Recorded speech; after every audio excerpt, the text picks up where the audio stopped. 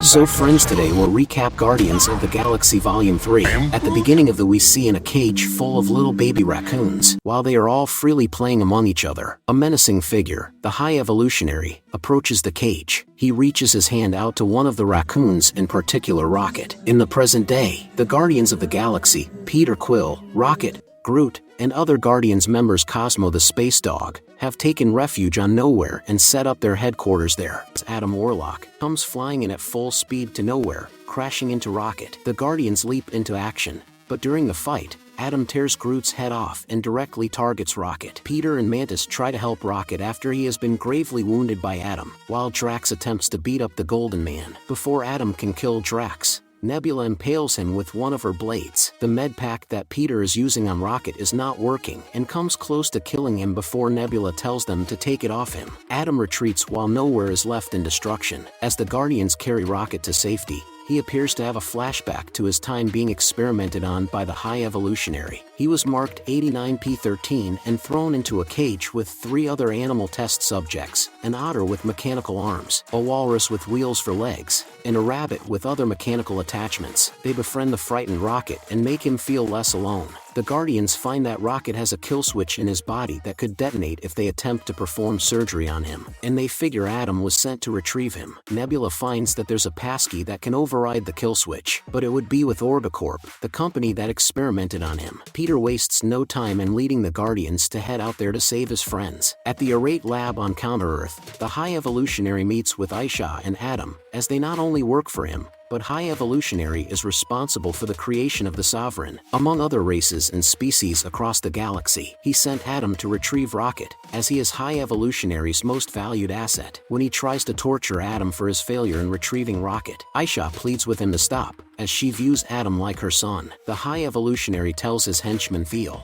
that he knows where the Guardians are headed. The Guardians arrive at the Orbiscope, where Orbicorp HQ would be. While they prepare to break through the shield, Peter and Mantis discuss how he has never returned to Earth since he was taken by the Ravagers. And Peter says the only person he would know is his grandfather, and he doesn't know if he's still alive. Moments later, the Guardian's ship is boarded by Ravagers, led by Stakar Ogord. The alternate Gamora has joined them, and she has been secretly communicating with Nebula. Peter is stunned to see Gamora, even though this version is not familiar with the rest of the Guardians. Stakar gives the Guardians spacesuits and instructs them to avoid orgocentries while they try to access the company's records for information on Rocket. Another flashback shows how Rocket was highly intelligent, which is why High Evolutionary kept him close. He had also witnessed the development of Counter-Earth, where High Evolutionary was sending his completed experiments. He showed Rocket a machine where he tried to advance the evolutionary stages of certain animals, but had not perfected it to the point where they were anything more than mindless monstrosities that he would dispose of once they were viewed as failures. To the surprise of High Evolutionary,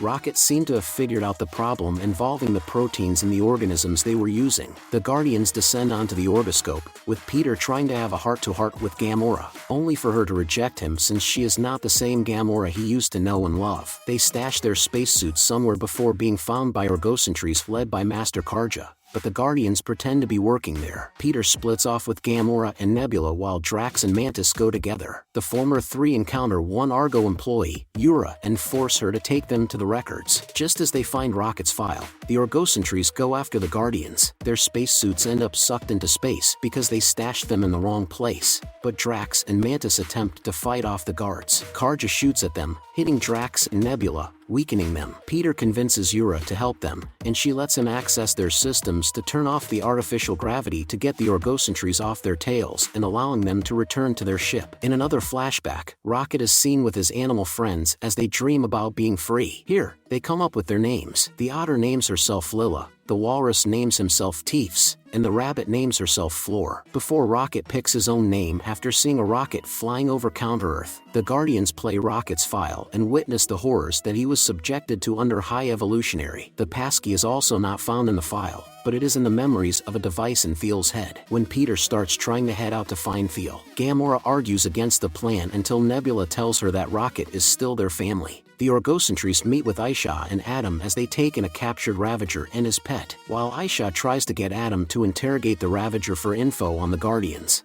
He ends up frying him to death with his powers, angering Ayesha. Moments later, she hears Gamora contacting the Ravager over a radio, sending coordinates for her to get picked up and unknowingly letting Ayesha know where they are headed. Meanwhile, Adam takes a bit of a liking to Blurp. Another flashback sees the High Evolutionary madly bringing Rocket to witness his next experiments, as he took Rocket's suggestions over the proteins in the animals and had perfected it to make his creatures more advanced. High Evolutionary also talks down to Rocket as though he was a failed experiment full of mistakes, and then orders the perfected creatures to be incinerated. The Guardians make it to Counter-Earth, which has many suburban neighborhoods like the ones Peter used to know, inhabited by humanoid animal creatures. When they touch down, Drax makes a bad impression by throwing a ball at a child's head, and the other inhabitants begin pelting the Guardians with garbage until Groot makes himself gigantic to scare them away. After Peter helps a Batwoman, she takes him and his friends into her home, where they help the Guardians find High Evolutionary Station so they can find Theo, and the family lets Peter take their car with Nebula and Groot. They arrive, and High Evolutionary's guards escort Peter inside.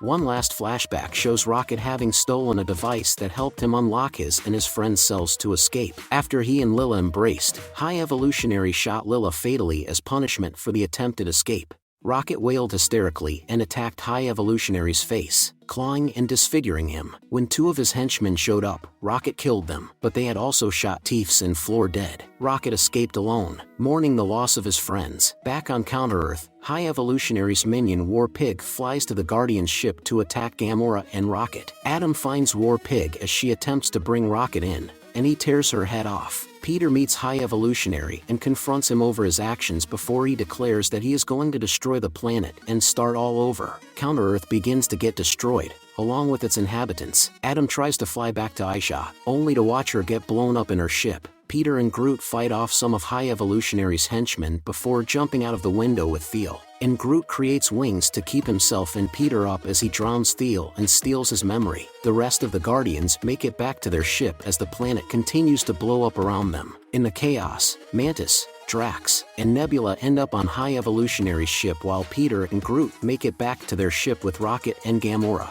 Nebula blames Drax for their predicament while Mantis tries to defend him despite knowing he does stupid things that get them in trouble. Peter, Gamora, and Groot frantically rush to use the passkey to save Rocket. He finds himself in a white realm being met by Lila, Teefs, and Floor, as though they are welcoming him to the afterlife. Rocket seems ready to join them until Lila tells him that he still has a purpose left in his life. They share a kiss before Rocket finally comes back to life and embraces his friends. They then receive communications from Nebula, as she and Drax and Mantis have found a large group of captured children that High Evolutionary has been keeping for experiments. They hear Rocket's voice over the radio and are overjoyed to know he's alive. Unfortunately, High Evolutionary captures them and lets the other Guardians know. Peter leads them to go rescue their friends and contacts Kraglin for help. Drax is able to calm down the captured children since he speaks their native language, and he also manages to make them laugh by acting goofy like he used to with his own daughter. He, plus Mantis and Nebula, get put into a room with 3 obelisks, but Mantis manages to use her powers to get them on their side and help them charge into battle. Kraglin and Cosmo help bring Knowhere close to the ship, but High Evolutionary's forces begin attacking. Kraglin sees a vision of Yondu, Michael Rooker, encouraging him to use his heart in order to fly the arrow,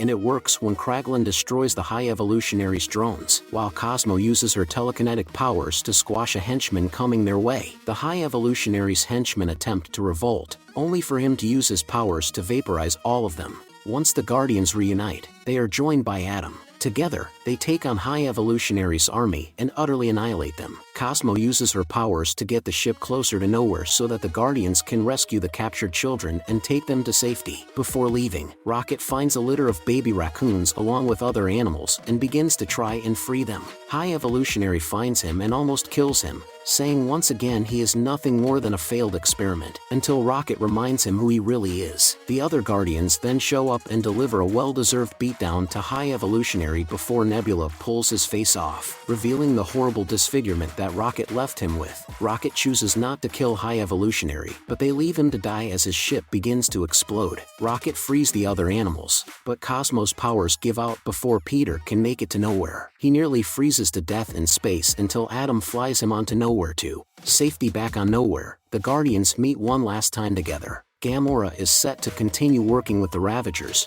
while Peter has plans to finally return to Earth. Mantis says that she also wants to go off on her own to find out what she wants to do for herself. While Drax offers to go with her, Mantis says she needs to do it alone, and Nebula says Drax is better suited to looking after the children since he was always meant to be a dad, and she will be in charge of Knowhere. Peter passes down his leadership title to Rocket so that he can lead the next Guardians team. Before Gamora leaves, Peter acknowledges Earth and finally reunites with his grandfather Jason,